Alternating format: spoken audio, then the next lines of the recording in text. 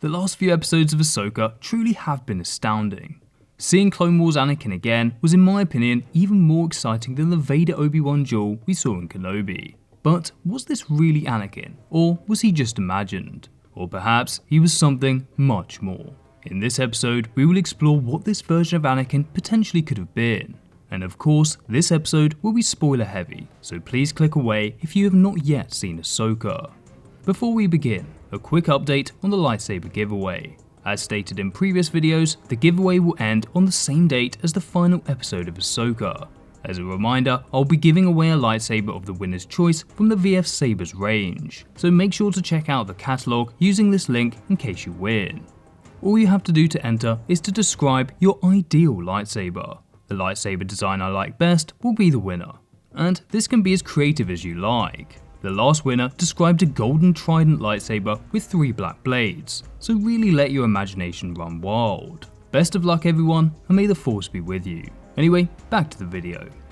So, Anakin is first revealed to us in the final scene of Ahsoka episode 4, before becoming a prominent part of episode 5. Trying to teach Ahsoka a lesson, Anakin takes Ahsoka on a journey through her life as a warrior during the Clone Wars, giving us a live-action glimpse into the pain Ahsoka experienced during the Battle of Ryloth and the Seige of Mandalore. These scenes also explore Ahsoka's fears that she is nothing more than a warrior, as well as the very un-Jedi-like apprenticeship she experienced under Anakin during the tumultuous Clone Wars period. Yet, despite his redemption by Luke Skywalker in Return of the Jedi, Anakin still appears to be conflicted, alternating between his witty self during the Clone Wars and his dark side iteration. So does this mean that Luke failed to fully redeem his father? Perhaps, but just maybe, Anakin's complete redemption to the light side was not the true will of the Force. Now, it is first important to note some of the alternative interpretations of what Anakin was during this episode. Though not my favourite theory, some Star Wars fans are arguing that this is not really Anakin at all. They contend that Ahsoka was nowhere near a portal to the world between worlds, and thus she didn't truly enter it. Instead, this entire episode is some kind of dream as she slowly drowns, with Anakin simply being a figment of her imagination. But this interpretation is kind of boring, and it doesn't fully incorporate the mysticism of the Force. This is further evidenced by the fact that Jason, Hera Syndulla's Force-sensitive son, could in some way hear the goings-on in the world between worlds, suggesting that this is not merely a dream and that it did really take place. Others assume that Anakin is a Force ghost similar to Obi-Wan, Yoda and Qui-Gon, seen in past Star Wars episodes. We also know from Return of the Jedi that Anakin did indeed become a Force ghost, so this does kind of make sense. And although this is sort of true, this Force Ghost interpretation does not tell the whole story. The Force Ghost ability is unique to the purest of Jedi, and users of the dark side had no way of truly mastering this powerful Force ability.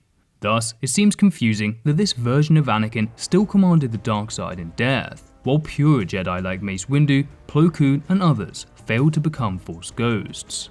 Additionally, Force Ghosts usually needed some kind of unfinished business which required them to continue manifesting themselves.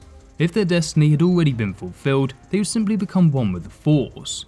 So if Anakin is some kind of Force Ghost, then what is his unfinished business?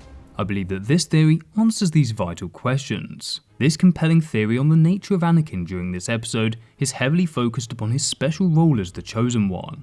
This theory has deep roots within Legends, as well as Rebels and the Clone Wars TV show, both Filoni-driven projects which often explored the more mystical and almost mythological interpretations of what the Force really is. For this theory, at least a brief understanding of the Ones is needed. If you want to learn more about their origins and nature, then be sure to check out the first episode of the Star Wars timeline, which you can view here. In canon, these 3 entities represented the 3 nodes of the Force. The son was the literal embodiment of the dark side, the door to the light, and the father was the bringer of balance between the two. These characters existed within the realm of Mortis, a strange place similar to the world between worlds, which was deeply Force-rich and appeared to exist outside of normal time and space. In Legends, the Ones are even more fleshed out, and it is very possible that some of this mythology will be brought back into canon. The Ones in Legends are said to be somehow related to the Celestials. The Celestials were an ancient race of Force users that were so powerful they could literally move entire planets and star systems. but eventually the Celestials departed the Star Wars universe into the Force. Now, the ones are potentially a family of Celestials that did not depart fully into the Force, or more likely, they are the personification of all the Celestials and the Force itself. The death of the ones during the Clone Wars represented the final departure of the Celestials from the Star Wars universe. Instead, the ultimate destiny of the Force was transferred to the younger races of the galaxy, which many believe were created by the Celestials long ago. Now, it is quite clear that Ahsoka is the new iteration of the Daughter. The Daughter literally transferred her life essence to Ahsoka during the Mortis arc, and Morai, the bird often seen with Ahsoka, had spiritual ties to the Daughter, often appearing in ancient artwork depicting this being.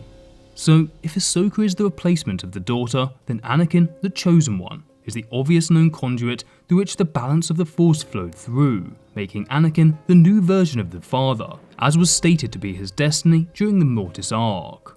This would explain the almost godlike ability to manipulate time in the world between worlds. As already mentioned, the Ones also existed outside space and time, with Mortis displaying many of the same timeless properties seen in the world between worlds. If Anakin is indeed the Father, a being outside of the usual understanding of time, it would make sense that he could travel through time and transform his and Ahsoka's appearance at will.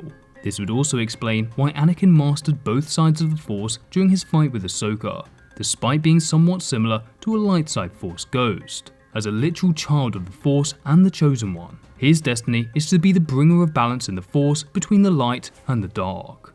In life, this manifested itself as the individual who helped destroy both the Jedi and Sith orders. But in death, Anakin is something much more. His destiny is literally that of a god, explaining why he simply cannot become one with the Force like other Jedi. This theory also opens up interesting future potential from Legends. If Anakin is the father and Ahsoka the daughter, then the next obvious question becomes, who is the son? Perhaps during his time in exile with Thrawn, Ezra has embraced the dark side. We certainly saw some dark side inclinations in Rebels, but it would not fit the daughter-son dichotomy entirely if this was the case. Perhaps future Star Wars projects will introduce Starkiller in some form, the apprentice of Anakin's dark side iteration, Darth Vader. This theory also makes it possible that Abeloth, the bringer of chaos, will be introduced into canon, which I think would be pretty cool. So in all, I believe that Anakin was in fact real during his fight with Ahsoka. He was not merely a dream concocted in Ahsoka's mind. He has similarities to a Force ghost, with his individuality and consciousness kept alive through his unfinished destiny as the bringer of balance for all of eternity. But ultimately, he is more than a Force ghost. He is now a literal god that keeps both the physical realm and immaterial realm of the Force in a state of balance. So what do you think of this theory? Let me know down below. Make sure to subscribe, enter the lightsaber giveaway, and let me know what you think of Ahsoka so far. Thanks for watching guys, and as always, may the Force be with you.